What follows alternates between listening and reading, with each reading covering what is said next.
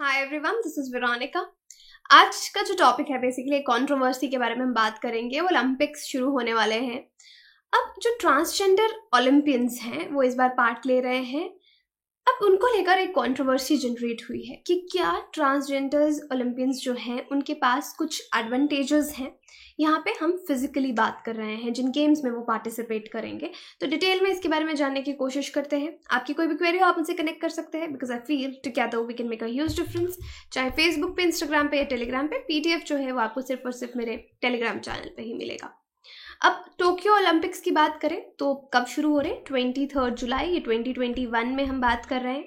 और काफ़ी डिले हुआ कोविड-19 पैंडमिक की वजह से। पहली बार है कि ओलंपिक गेम्स पोस्टपोन हुए, रीस्केड्यूल्ड हुए, लेकिन कैंसिल नहीं किया गया इनको। ओपनिंग सेरेमनी जो टोक्यो ओलंपिक्स 2021 की है, जो उनका एक नया नेशनल स्टेडियम बना है जापानीज कैपिटल में, वहाँ पे होगा। और क्लोजिंग सेरेमनी 8 अगस्त 2021 को सेम वेन्यू पे की जाएगी। ओलंपिक गेम्स हिस्ट्री में बहुत सारे रीजंस के लिए फेमस हैं, लेकिन इस बार एक बहुत ही सिग्निफिकेंट चीज़ होने वाली है कि फर्स्ट ट्रांसजेंडर ओलंपियंस जो हैं यहाँ पे पार्टिसिपेट करने वाले हैं। मैस्कट जो है टोक्यो ओलंपिक्स 2021 का, ये इंपॉर्टेंट है। क्या नाम रखा गया है उसका? मिरातो इवा। अब 142 LGBTQ एथलीट्स हैं जो कि टोक्यो समर ओलंपिक्स में जा रहे हैं। रिकॉर्ड में हाईएस्ट नंबर है, ये आपको इस पेपर में दिखा है और ये न्यूज़ है जुलाई 15, 2021 की। उसके बाद ये जो 142 ट्रांसजेंडर LGBTQ सोसाइटी के लोग हैं, इसमें gay, lesbian, bisexual, transgender, queer, non binary athletes सब लोग इन्वॉल्व हैं। और 2016 रियो गेम्स में जितने LGBTQ सोसाइटी कम्युनिटी के लोगों ने पार्टिसिपेट किया, तो उससे डबल ऑलमोस्ट इस बार पार्टिसिपेट करने वाले हैं। And this is itself very significant, तभी इसको एक रिकॉर्ड बोला गया है। अब जो LGBTQ एथलीट्स हैं ये कहाँ के हैं? 25 कंट्रीज़ के हैं, जापान का कोई भी नहीं है। ये लिस्ट जो है आउटस्पोर्ट्स ने कंपाइल की है कि 25 कंट्रीज़ के लोग यहाँ पे आ रहे हैं। 121 एथलीट्स US को रिप्रेजेंट कर रहे हैं। हाईएस्ट नंबर है LGBTQ एथलीट्स के ये। और ये ओलंपियंस जो हैं अपनी होस्ट कंट्रीज़ को रिप्रेजेंट करेंगे, लेकिन जापान में से इसका कोई भी एथलीट नहीं है।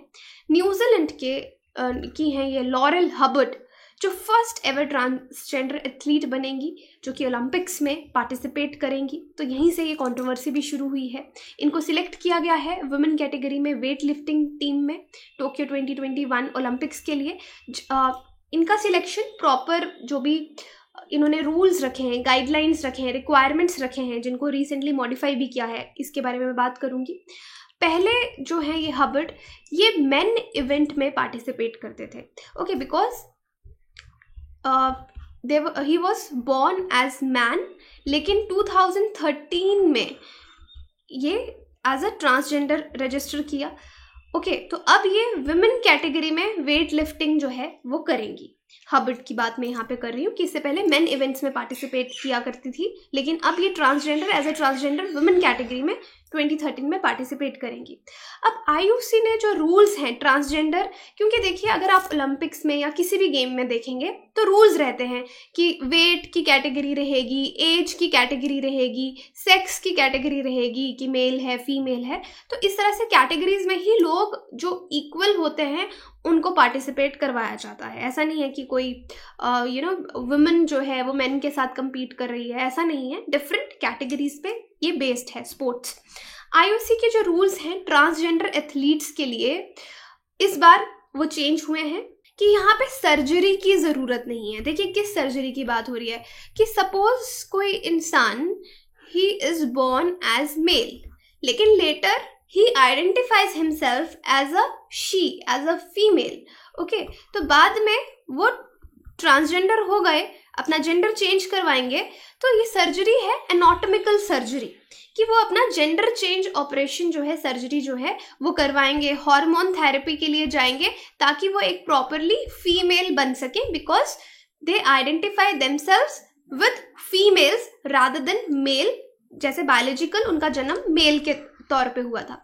तो पहले क्या होता था गेम्स में एथलीट, और यहाँ पे हम ओलंपिक्स की बात करें कि अगर कोई मेल फीमेल में कन्वर्ट हुआ या फीमेल ने कोई चेंज करके वो मेल अपने आप को आइडेंटिफाई करते तो उनको सर्जरी करवानी पड़ती थी, तभी वो ओलंपिक्स में पार्टिसिपेट करेंगे। लेकिन इस बार जो रूल्स हैं उसमें क्या कहा कि सर्जरी की ज़रूरत नहीं है, ऑल्दो कुछ और कंडीशंस जो हैं वो रखी गई, वो हम डिटेल में बात करेंगे। यहाँ पे आईओसी के बारे में आपको बता दूं, International Olympic Committee not for profit independent international organisation है और ये ओलंपिक गेम्स को बेहतर करने के लिए काम करते हैं, सपोर्ट करते हैं कि हर किसी के लिए इसको इंक्लूसिव बनाया जाए, देख रेख करते पूरे ओलंपिक गेम्स की।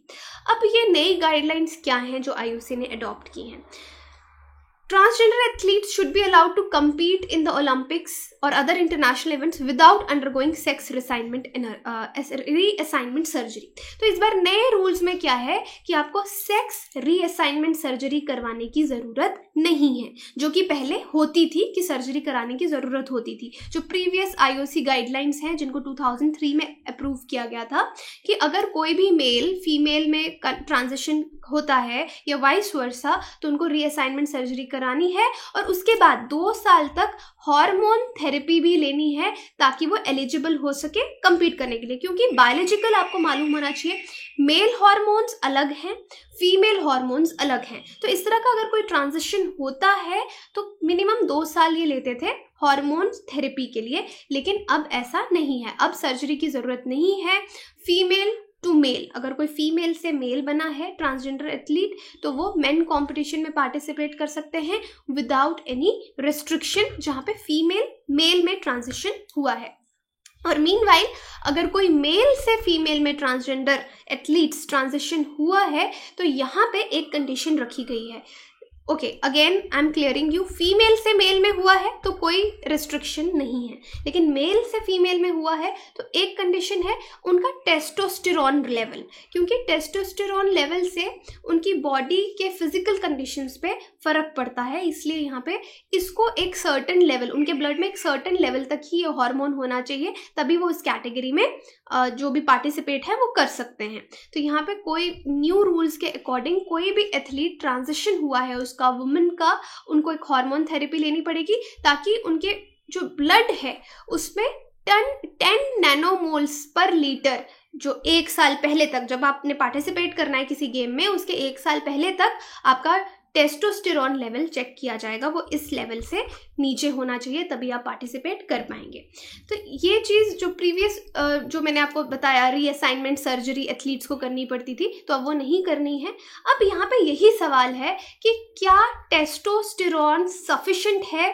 अगर कोई मेल फीमेल कैटेगरी में जेंडर चेंज करवाया है, फीमेल में ट्रांजिशन हुआ है, क्या ये हार्मोन का लेवल होने से वो इक्वल होंगे? जो यहाँ पे क्योंकि डिसएडवांटेज किसके लिए मानी जा रही है? वुमेन के लिए, जो बायोलॉजिकल वुमेन है, बॉर्न एज वुमेन है, राइट। अब प्रॉब्लम देखो, कंट्रोवर्शियल चॉइस है ये। यहाँ पे अगर हम टेस्टोस्टेरॉन के लेवल की बात कर रहे हैं, यहाँ पे माना जा रहा है कि फीमेल बॉर्न एथलीट्स के लिए ये अनफेयर हो सकता है कि जो ट्रांसजेंडर है, जो मेल से फीमेल में कन्वर्ट हुआ है, उनमें ज़्यादा स्ट्रेंथ, बोन में मसल स्ट्रेंथ जो है उनकी डेंसिटी ज़्यादा रहेगी। तो यहाँ पे यही पॉइंट आउट किया गया है कि कुछ बायोलॉजिकल एडवांटेजेस रहेंगे उन मेल्स को जो लोग प्यूबर्टी के बाद अपना ट्रांजिशन लेते हैं, क्योंकि उसके बाद ज़्यादा फर्क नहीं पड़ता अगर आप टेस्टोस्टेरॉन को, ये रिसर्च पेपर ऐसा कहता है कि अगर आप टेस्टोस्टेरॉन लेवल लो भी कर लेते हैं लेकिन आपके बॉडी में, हम बोन्स की बात करें, आपकी मसल्स की बात करें, प्यूबर्टी के बाद अगर कोई चेंज करता है तो ज़्यादा फर्क नहीं पड़ता, तो उनके पास एडवांटेज रहता है कि वो ज़्यादा अच्छा परफॉर्म करेंगे। तो यहाँ पे यही सवाल है, डू ट्रांस वुमेन, यहाँ पे ट्रांस वुमेन कौन हो गई? जो मेन से चेंज ट्रांजिशन होके फीमेल में आई हैं। ट्रांस वुमेन एथलीट्स के पास क्या एडवांटेज रहेगी? तो यहाँ पे जो बॉर्न वुमेन है बायोलॉजिकली एथलीट्स, उनके लिए अनफेयर माना गया है। और ये बात कहाँ से शुरू हुई है? लॉरेल हबर्ड से शुरू हुई है, क्योंकि जैसे मैंने आपको बताया ये इनका जन्म हुआ था एज अ मेल, लेकिन बाद में इन्होंने ट्रांजिशन करवाया, अब ये फीमेल कैटेगरी में लड़ रही हैं। जो मिस हबर्ड हैं ट्रांस वुमन हैं और इस ऐसा नहीं है कि इकलौती इस तरह की ट्रांस वुमन है। स्टेफनी बैरेट कैनेडियन आर्कर है, तो बहुत सारे एथलीट्स, ट्रांस एथलीट्स इस बार पार्टिसिपेट कर रहे हैं। चेल्सी वोल्फ है, अमेरिकन साइकिलिस्ट हैं, टिफनी एब्र्यू हैं, ब्राज़ीलियन वॉलीबॉल प्लेयर हैं, तो ये लोग भी इस बार पार्टिसिपेट कर रहे हैं। ट्रांस वुमन जो है ऑलरेडी अगर आप देखेंगे तो काफ़ी सक्सेस इनको गेम्स में मिला है वुमेन कैटेगरी में, साइकिलिंग से लेकर रनिंग तक। तो यहाँ पे डिबेटेबल पॉइंट्स क्या हैं, अगर आप बायोलॉजिकल देखेंगे कि सेक्स एक बहुत ही पावरफुल प्रेडिक्टर है परफॉर्मेंस का, कि अगर आप मेल को फिजिकली फीमेल से एक कैटेगरी में compete करवाते हैं तो तभी नहीं compete करवाया जाता। मेल के पास बायोलॉजिकल, देखिए यहाँ पे कोई फेमिनिस्ट वाली बात नहीं है, दिस इज बायोलॉजिकल, मेल्स के पास एडवांटेज रहता है। इसीलिए इनफैक्ट यहाँ पे डिस्क्रिमिनेशन की बात नहीं है, मेल्स में भी आप देखेंगे अलग अलग कैटेगरी है, वेट की, हाइट की, ओके, या वेट की यूजुअली अलग कैटेगरी, एज की अलग कैटेगरी रहती है, वहाँ पे भी अलग अलग वेट वाले लोगों को साथ में compete नहीं करवाते, प्रॉपर कैटेगरीज रहती हैं, तो मेल और फीमेल को तो कैसे ही करवाएंगे। इसलिए यहाँ पे बोला जा रहा है कि अगर कोई male as a born male है और वो फीमेल में ट्रांजिशन होता है प्यूबर्टी के बाद, तो ज़्यादा फर्क नहीं पड़ेगा, ऑलरेडी उसके पास एडवांटेज होगी, परफॉर्मेंस वो अच्छा परफॉर्म करेंगे। तो यहाँ पे एक चार्ट है, ये आप देख सकते हैं कि मेल एथलेटिक एडवांटेज रहती है, ये फीमेल लेवल है, उससे ज़्यादा कितना स्विमिंग, ट्रैक, रनिंग में मेल्स को एडवांटेज रहती है। तो क्या ये जो ट्रांस वुमेन है उनके पास ये एडवांटेज होगी, तो obviously it will be unfair to the biological woman, ऐसा कहा जा रहा है। अब रनिंग में अगर आप देखेंगे consistently 10% faster than females, males जो हैं वो 10% फास्टर हैं फीमेल्स से। और स्प्रिंट्स और मैराथन की अगर बात करें, Miss Hubbard sport of Olympic weight lifting gap is 25% और मोर। अगर वेट लिफ्टिंग में देखेंगे 25% से ज़्यादा यहाँ पे डिफरेंस देखने को मिल रहा है। ओलंपिक रिकॉर्ड फॉर फीमेल है 69 kg बॉडी वेट कैटेगरी के लिए, टोटल ऑफ 286 kg है, और फॉर मेल सेम वेट के लिए 357 kg है, यानी 69 kg में अगर कोई फीमेल है तो उसके लिए कितना है 286 kg, वेट लिफ्टिंग की बात कर रही हूँ, और यहाँ पे मेल्स के लिए वही ज़्यादा है, 357 kg है। ये रिकॉर्ड जो आज तक बनाया है उसकी बात हो रही है। अब मेल वर्सेस फीमेल की अगर बात करें तो मेल के पास यही कहा जा रहा है एडवांटेज होगा, ये बायोलॉजी की वजह से है, क्योंकि उनकी मसल्स ज़्यादा बड़ी हैं than females, density, bone density ज़्यादा है, और मेल को एक बच्चे को जन्म नहीं देना है, तो उनका स्केलेटन भी इस तरह से बिल्डअप हुआ है जो रनिंग के लिए बेटर एडेप्टेड है। This is again a biological point. Then males are comparatively tall होते हैं, बोन्स डेंस होती हैं, दे हैव बिगर हार्ट्स, उनका हेमोग्लोबिन भी अगर देखेंगे तो हायर रहता है वुमेन से।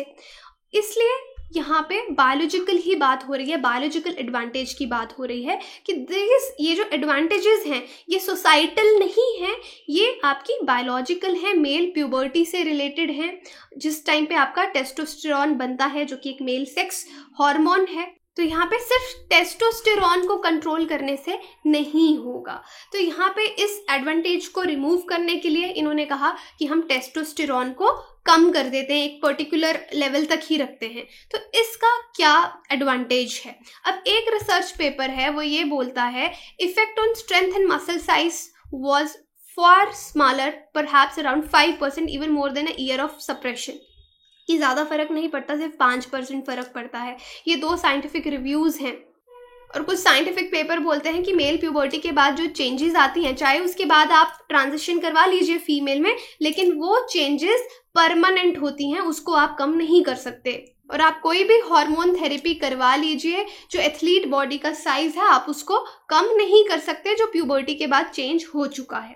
तो इन रिपोर्ट्स का क्या इफेक्ट है? तो यहाँ पे यही एविडेंस मिलता है, इन्हीं एविडेंस की वजह से वर्ल्ड रग्बी में अनसेफ और अनफेयर माना गया कि ट्रांस वुमेन को अगर हम इंटरनेशनल वुमेन्स गेम में खिलाएंगे इट विल बी अनफेयर। और IOC जो है वो कह रहा है कि वो इस एविडेंस को रिव्यू करेंगे और रूल्स को जल्दी ही अमेंड करेंगे बिफोर द टोक्यो गेम्स अगर ये अनफेयर है। और ज़्यादा रिसर्च पेपर्स की भी बात की जा रही है कि रिसर्च पेपर्स इसके बारे में क्या कहते हैं कि बायोलॉजिकली क्या डिफरेंसेस रहेंगे।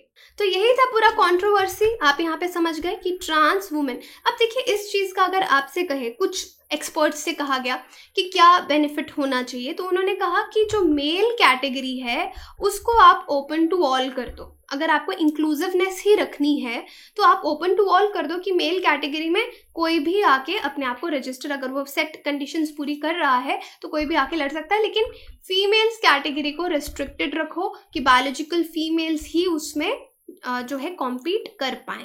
तो इस तरह की चीज़ें यहाँ पे सजेस्ट की गई हैं, बट लेट्स सी कि आईओसी क्या डिसाइड करेगा। तो आपका इस कंट्रोवर्सी पे क्या कहना है? यहाँ पे हमने जो भी बात की है बायोलॉजिकल की है।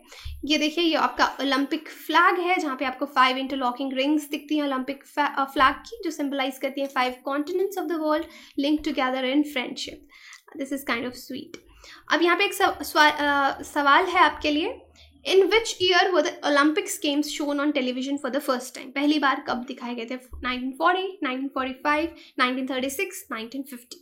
तो सही आंसर मालूम है कमेंट सेक्शन में बता सकते हैं, अदरवाइज टेलीग्राम पे इसको अपडेट कर दिया जाएगा। And I hope this controversy is clear to you, आपको पूरी तरीके से समझ आई होगी बायोलॉजिकली। कोई भी कंफ्यूजन हो आप कनेक्ट कर सकते हैं। बाकी आप हमारी वेबसाइट विजिट कीजिए, एप्लीकेशन डाउनलोड कीजिए कोर्सेज की जानकारी के लिए, और EMI पे भी बहुत सारे हमारे कोर्सेज अवेलेबल हैं। आप कॉल कर सकते हैं वेबसाइट पे दिए हुए नंबर्स पे, आपको सारी जानकारी दी जाएगी। Thank you so much.